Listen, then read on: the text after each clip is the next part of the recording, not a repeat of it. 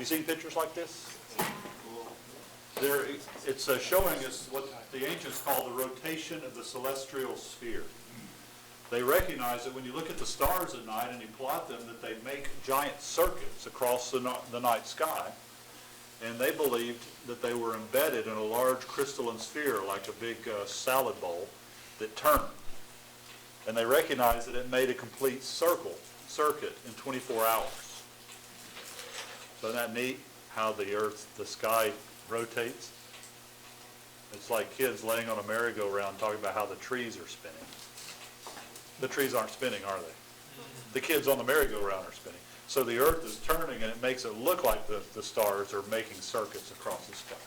So if you set up your camera and you open the shutter and you allow it to take in, maybe 2 hours of light, then you shut off the shutter and you develop the film, this is what you get.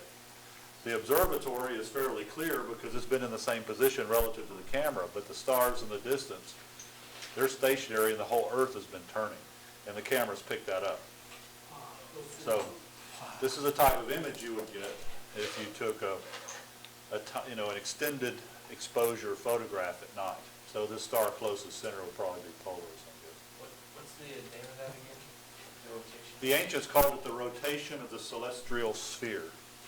They believe there's a nesting of crystalline spheres, and each of the planets and the sun and the moon were embedded in those spheres. And then the outermost sphere is called the sphere of fixed stars, which you see rotating here. And then beyond that was the last sphere called the prime mobile, which is the sphere that moved all the other spheres. Outside of the prime mobile was the habitum Dei, the house of God, habitat of God where God dwells. And he turned a crank on the prime mobile, and the universe is like a big machine. And as each of the crystalline spheres turn, they turn the next and turn the next and turn the next. That's just to explain all these motions in the sky. The earth was considered stationary. It didn't move. This isn't 24 hours. You can't get a 24-hour exposure, right, because the sun comes up and they all go away after 12 hours. But if you could, maybe a total solar eclipse, and you could get 24 hours, it would go all the way around and come back to where it was. Because it's the same star, it's just that the earth is rotating. They're not moving relative to us, they're stable.